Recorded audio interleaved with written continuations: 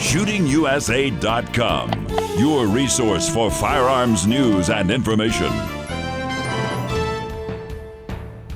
At the end of World War I, the German Army was busy trying to adapt an existing machine gun design into an assault machine gun. But it didn't take long to figure out the Maxim would be too heavy for the Blitzkrieg. So the search for a new design began. The result would be the MG34, now one of history's guns.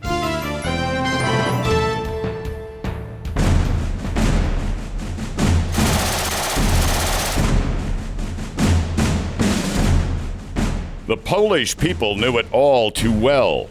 So did the Russians, Brits, and Americans. They faced the MG34 and felt its awesome power. 1,000 rounds per minute, shooting a 7.92 by 57 cartridge, which is the German 8mm Mauser round. They shot in World War I and World War II. John Geddes knows the deadly history of this German machine gun. That round has killed more people than any other in history.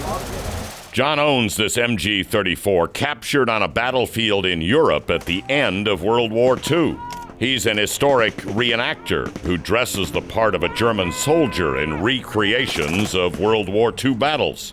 In real life, he's a banker from South Carolina who imagines what facing this weapon was like. I'm a Vietnam vet, and all I can tell you is anytime anybody's shooting at you, it's pretty scary. The Germans created the MG34 because the Army wanted a single firearm that could serve as both light and heavy machine gun. Their World War I Maxims, tried and true in the trenches, were a far cry from mobile enough to use as an assault weapon. An attempt to adapt the Maxim with a bipod and shoulder stock made it clear to the Germans that what they really needed was an entirely new weapon system. The MG34 was the answer.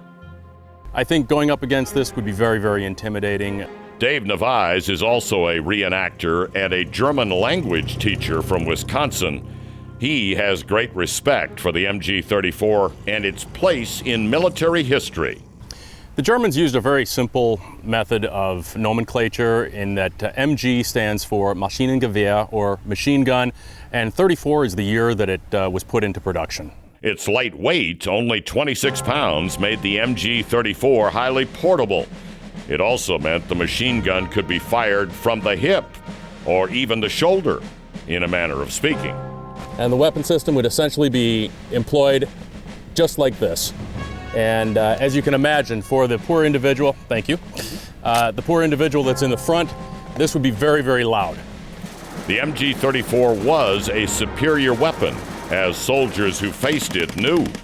At 900 to 1,000 rounds per minute, its firepower far exceeded the .30 caliber Browning at just 600 RPM. And with Zeiss optics like those on John Geddes' MG, it had an effective range of more than 3,000 yards. But the MG34 was not without its faults. It's a beautiful piece of machinery.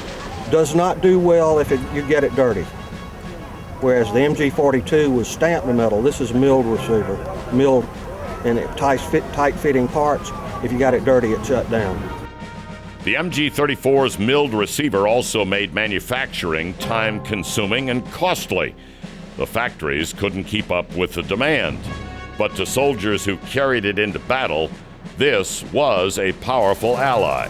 It does give you a sense of confidence. However, as you can imagine, the enemy would try to find the machine gunner as fast as possible and neutralize them. So you might have a false sense of security. Even though your weapon can put out a very high cyclic rate of fire, you would generally be targeted very early on once the battle was engaged.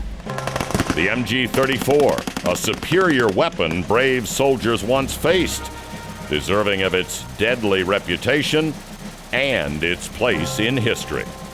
I saw these in Vietnam. Yes, they were. Matter of fact, Lebanese still use them. They're still in action. A formidable design that's still seeing action on battlefields today. Battlefields for reenactors.